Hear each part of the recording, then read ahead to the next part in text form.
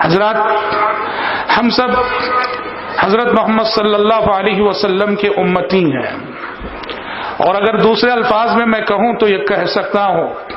کہ ہم سب حضرت محمد صلی اللہ علیہ وسلم کی روحانی اولاد ہیں۔ آپ ہمارے روحانی باپ ہیں۔ حدیثوں میں خدا صلی اللہ علیہ وسلم نے فرمایا،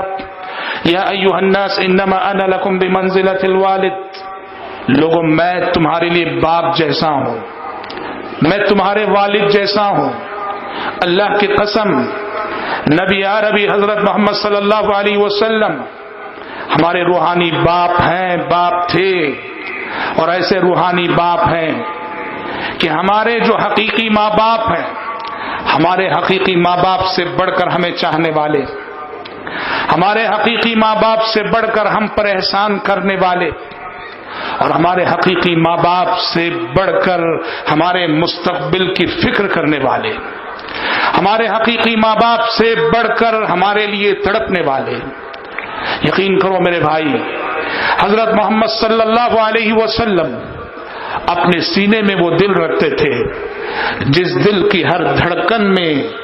میرا اور آپ کا قیامت تک آنے والے مسلمانوں کا درد تھا۔ آپ اپنی امت کے مستقبل کو لے کر ہمیشہ فکر مند رہتے تھے،